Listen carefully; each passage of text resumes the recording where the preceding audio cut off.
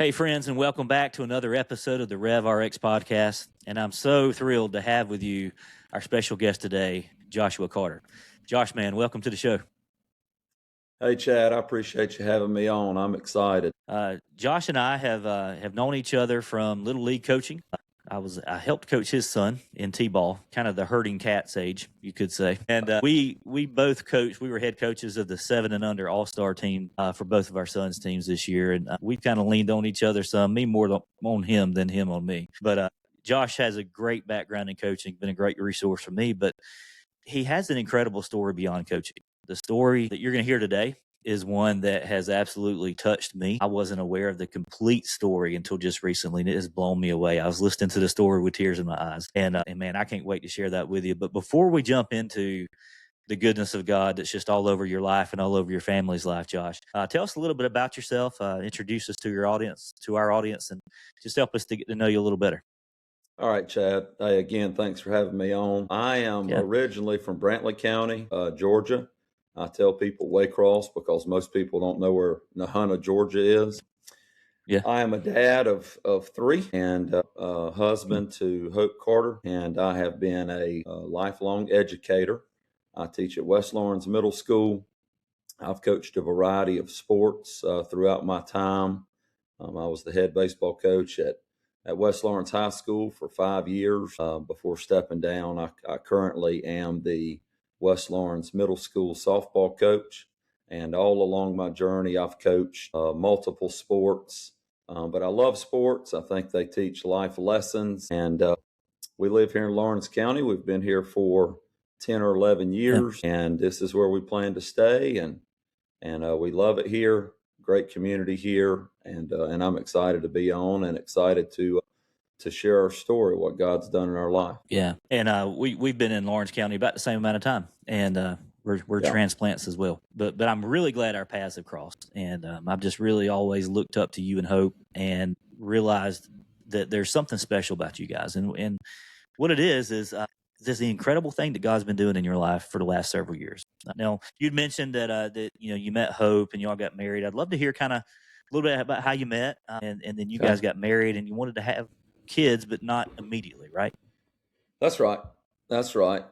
Yep. So one of my best friends, Skipper, his mom and dad, Mike and Kathy Skipper, my last couple of years of college, they really took me under my wing. I played golf at ABAC and ended up getting skipped to ABAC to play golf on the team there. And it was from him and Hope's middle sister, Laura, that introduced Hope and me. So I had seen Hope before, but Hope had never seen me. And it was a totally blind thing for her. So we met at her house. And so I met the whole family the first night, and I joked with Hope as our 16th anniversary is coming up here in a couple of days on June the 12th. I joked with her that I swept her off her feet from night one. But we dated for a year and a half, and I asked her to marry me, and thank God that she said yes, because she is a wonderful woman and a great woman of God. And we lived in Athens. She graduated from UGA and lived up there for 4 years, and then I moved up and lived with some buddies until we got married. And then we stayed another 7 years. And she worked for the state FFA office there on campus. And I worked at 2 high schools. I was at Winder Barrow High School for 2 years, and I was the head baseball coach at Hebron Christian Academy for 3 years before we moved back to Lawrence County in 2015. And that was my reason for leaving, is that we had been married 5 years. And when Hope and I got married, I promised her that we would move back to her hometown before we started thinking about having kids. So she and I left 2 very successful jobs. When I left, we lost in Game 3 of the state championship. And she left a very thriving FFA program to come back home. And luckily enough, we were hired in the Lawrence County school system. Tim Franks, who is no longer with us, he's one of my longtime mentors, and he was a really good friend of mine. But he hired me at the middle school, and then Hope taught math at Northwest for 3 or 4 years before starting the ag program at the middle school. So, we wanted to spend time together. for 5 years and then start a family. And it wasn't as easy as we thought it was going to be. Yeah. I smile at that because that was also mine and my wife's situation too. We got married. We met in school, and we had said 5 years. That was kind of our thing too. Let's travel, let's enjoy being together for 5 years, and then let's shoot for kids. You kind of build that relationship and build some of those foundations before kids come along, and I think that goes a long ways. But you mentioned that it wasn't as easy as you thought. So I'd like to kind of go down that journey if you can. Tell us a little bit about what happened with that and kind of what you're processing through this whole thing. Yeah.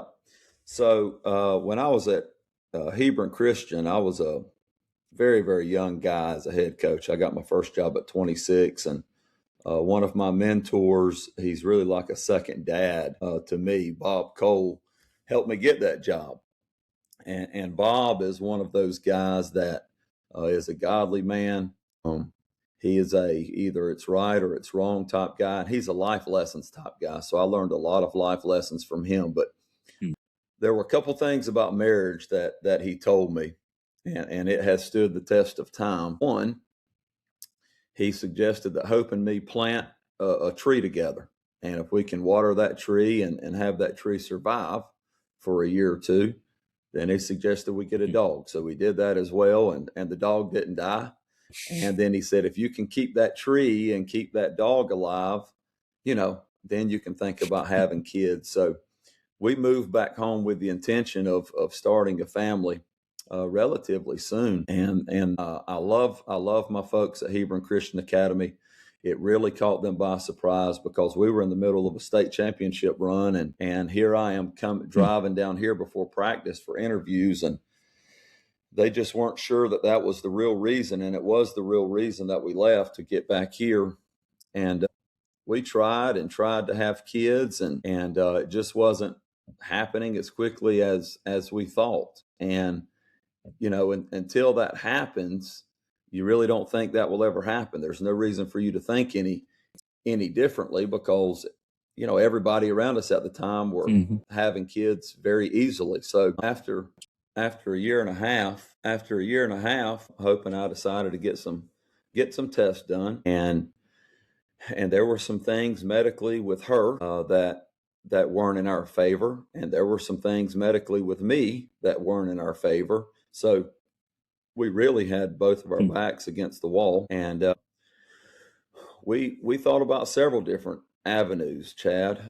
We thought about, adopting through the state. And the whole purpose of the state is to get a kid back with their family, their original family for the end game. So that was going to be really tough for us to get attached to a kid and begin rearing a kid, and then, mom and dad get stable again or what have you, and then have the kid go back to that family. So that wasn't the right choice for us. So we ended up landing on in vitro.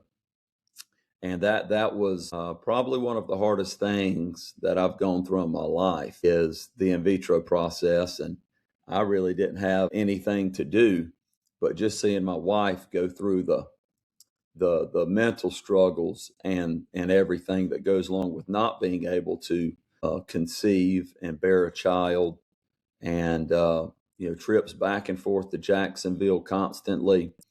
Yeah, so with in vitro, I was having to give Hope a lot of shots in her thighs and her stomach, and so much so that she was so bruised up, I was having a hard place to give her shots. So just watching her go through that, both physically and mentally, was hard on me. And through that time, I tried to be as protective as possible of Mother's Day at church, of friends around us, giving the news of being pregnant. And as selfish as it may be, it was just tough. And she and I have always wanted to be joyful for others, even though, we struggled ourselves. Yeah.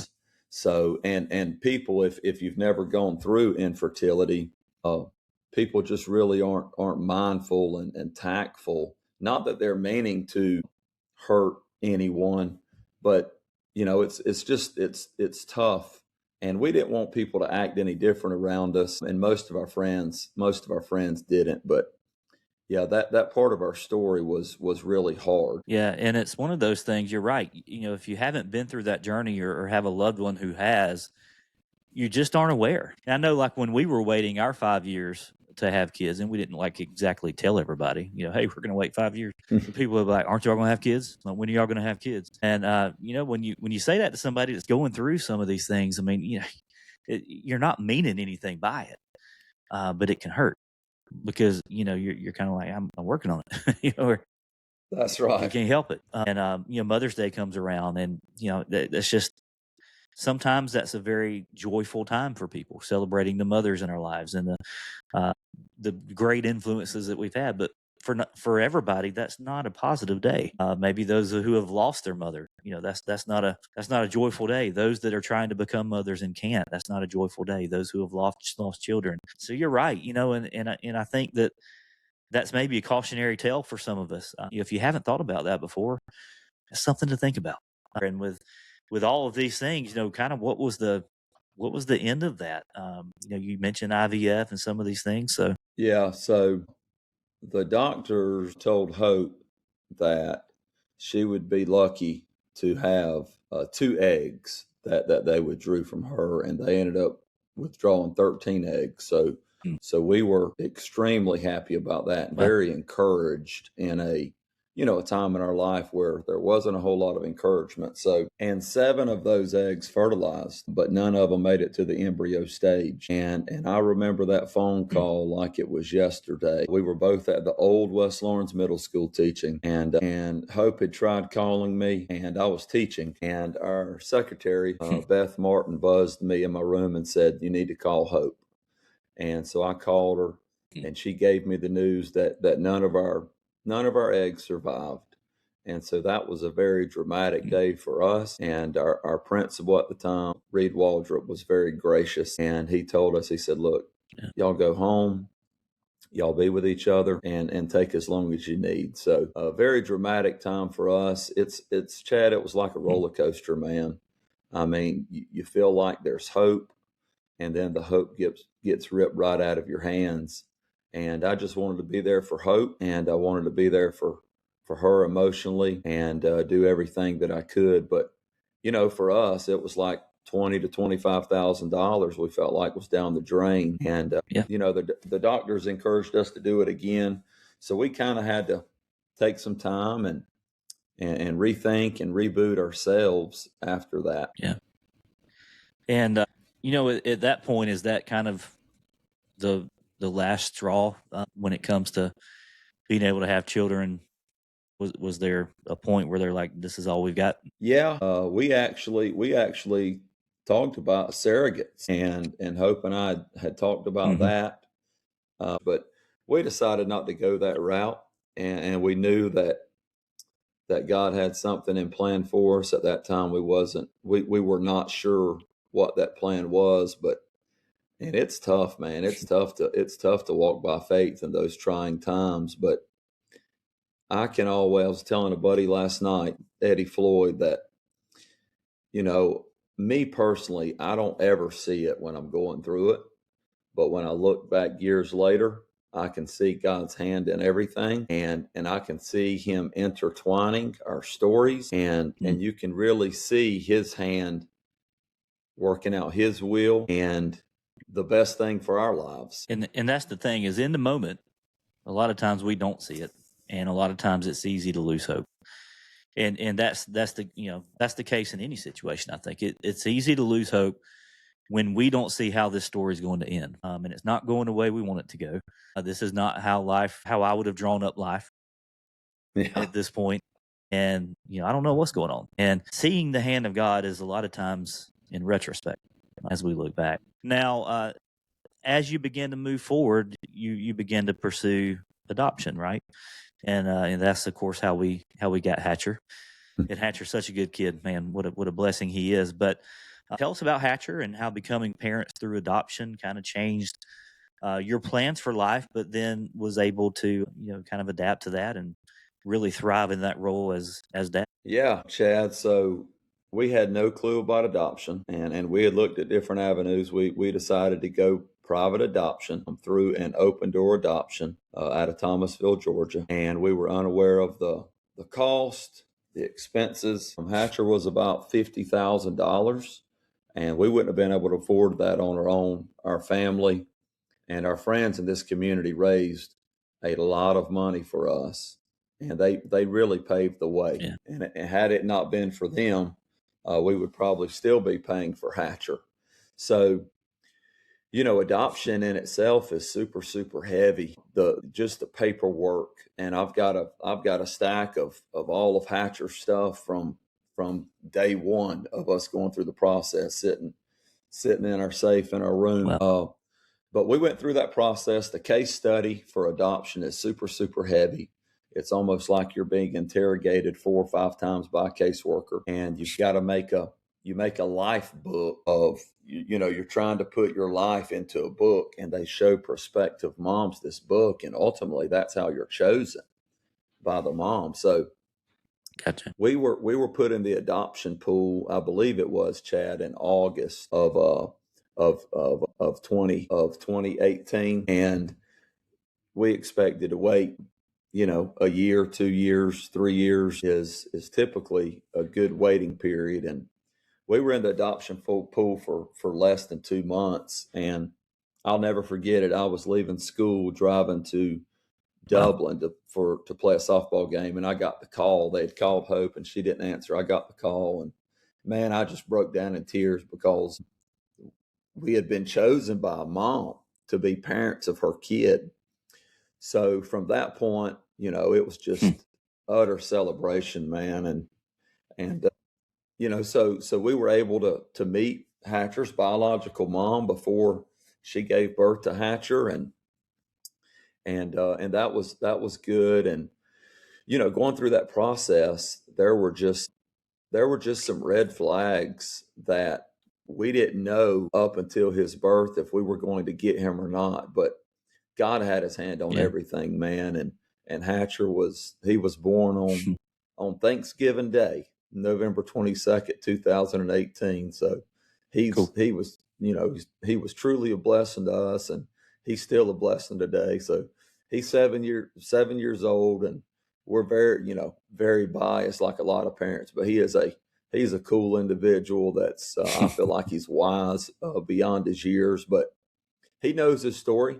I mean, he knows that his mom made a very selfless choice of giving him the ability to be adopted, and not choosing alternate routes for her pregnancy. And man, how thankful we are of that, and we're forever grateful to her and their family. Yeah. Well, and I've had the privilege of knowing Hatcher for a couple of years, and man, what an incredible young man he is, and you guys have done a great job raising him. And man, like I'm feeling this story, man. I'm getting pumped for you. And that's been 7 years ago, but I'm still finding myself like, man, all right.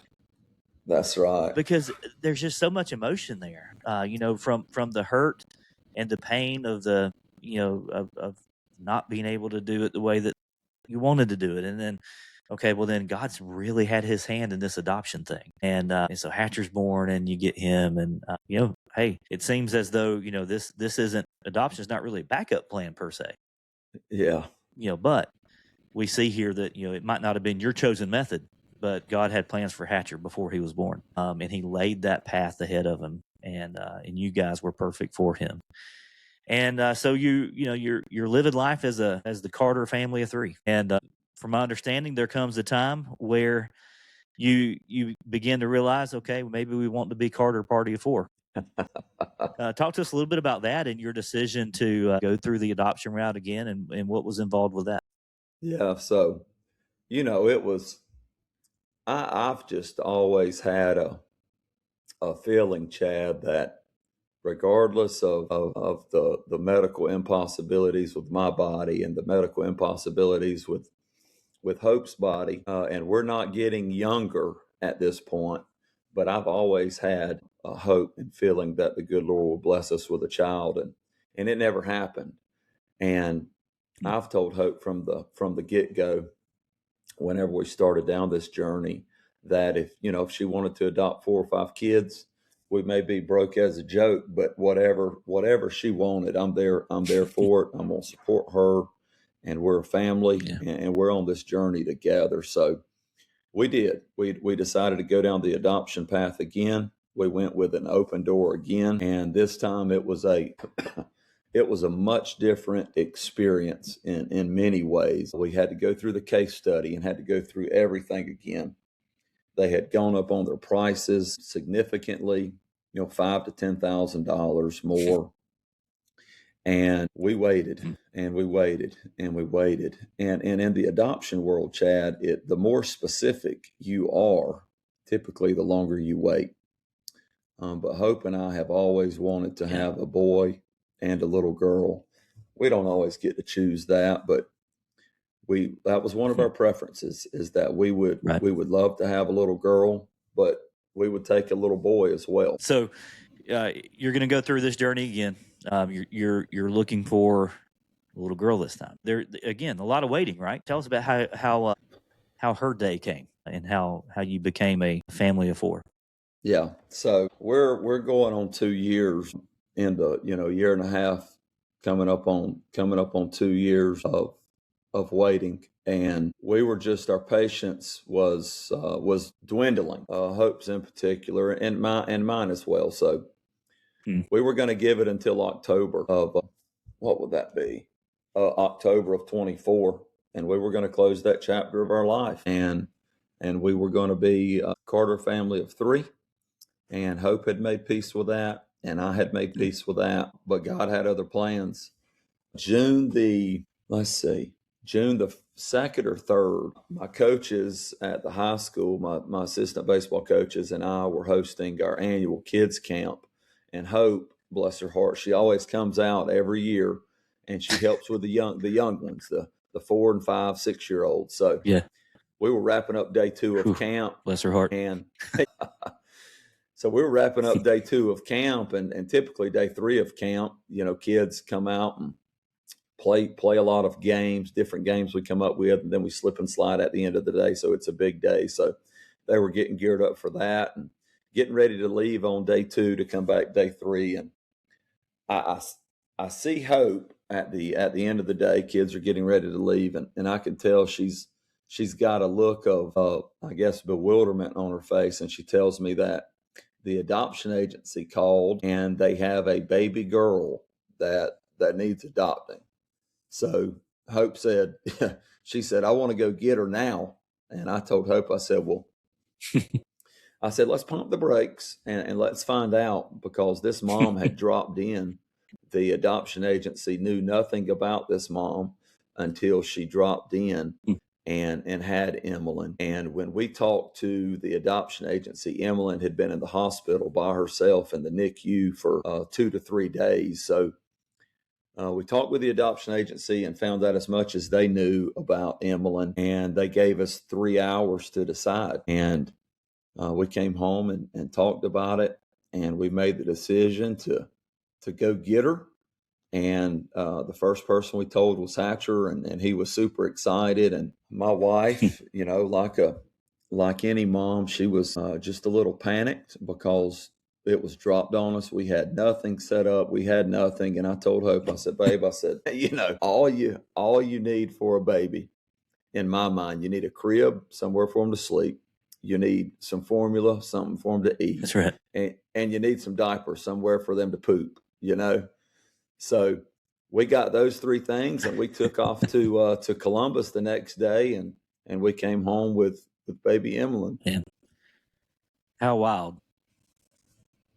Crazy. And it's so interesting how different those scenarios were. Yeah. So now here you are, and I love that. You got a crib, you got some food, and you got diapers. I mean, that's all you need, really. Yeah, that's it. We'll figure the rest of it out. So now, So now here you are, Carter family 4. You got a little boy, got a little girl, exactly what you wanted. And man, what a journey it's been.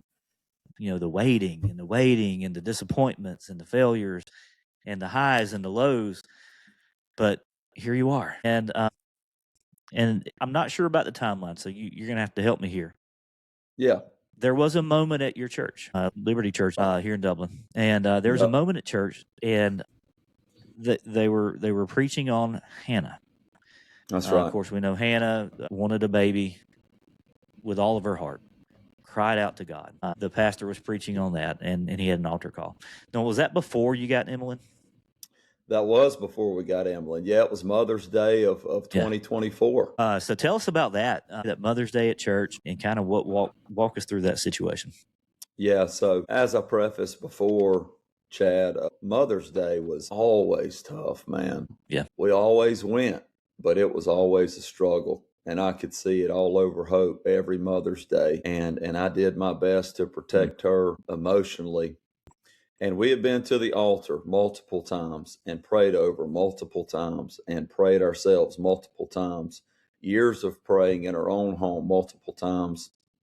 Yeah. And our pastor, Nate Dooley, who we think a ton of, him and Stacy, he gave an altar call. And that was just such a heavy sermon for Hope in particular, and for me as well. And reluctantly and begrudgingly, Hope grabbed my hand and we went to the altar.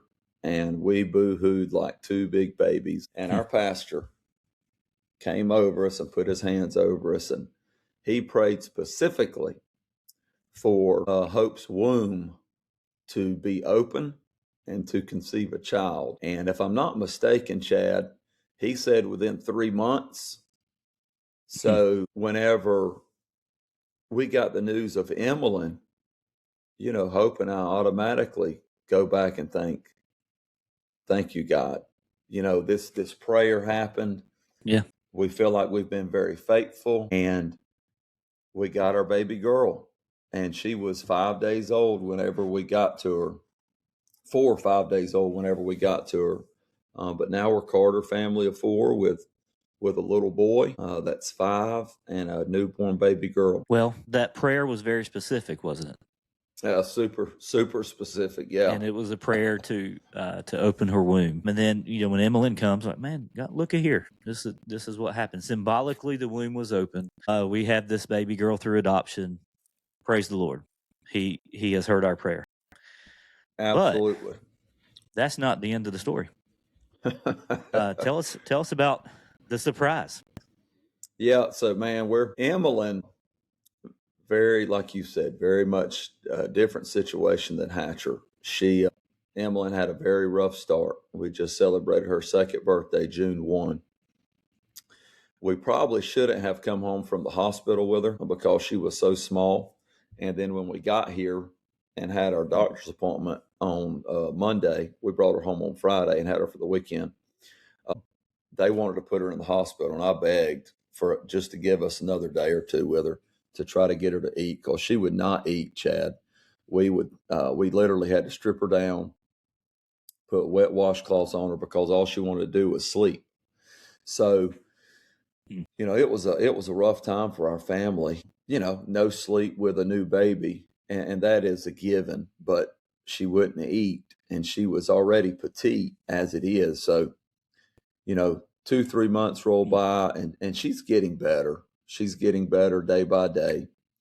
And, I just noticed that Hope, there were some things that were different for Hope, and she hadn't had her cycle lately. And so I asked her, I said, babe, is everything okay?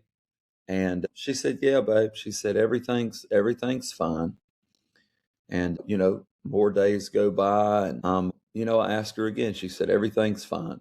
So I come home, I get finished with softball practice one day in August, and I said, what the heck?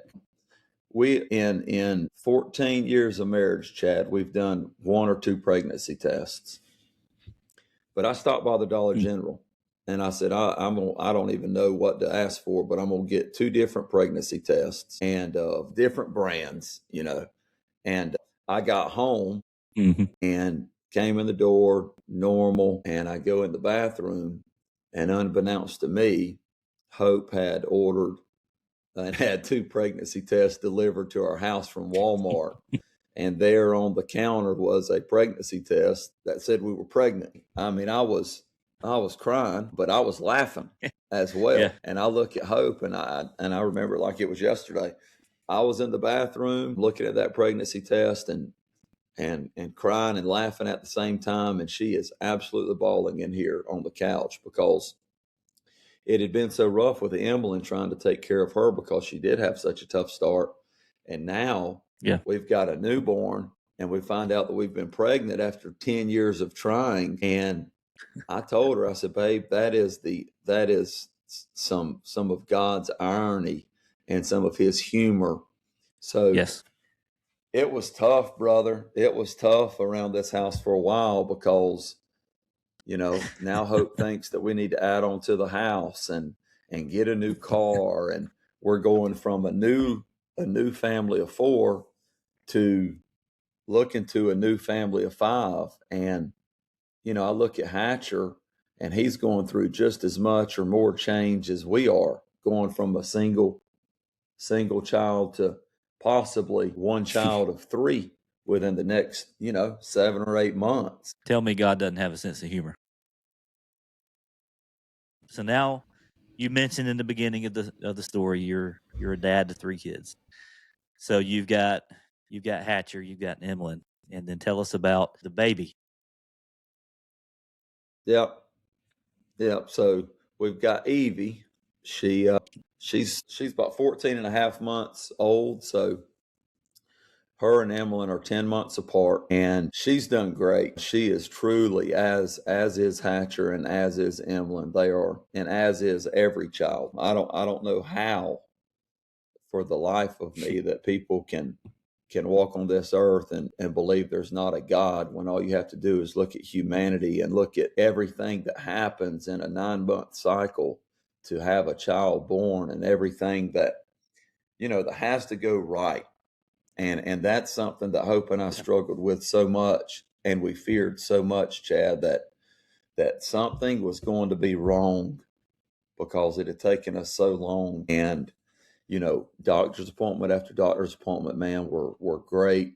Heartbeat was great. It was like we were 25-year-old couple having our first child. She was in such great health, and she's great.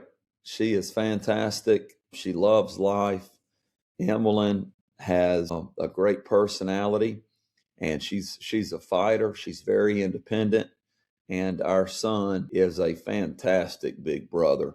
And those girls love him so much. And Hope and I still say, and Chad, honestly, when we're 80, we'll probably still say, we can't believe we have 3 kids with everything that we've gone through. That's right. Oh, man. That story is one of those only God stories.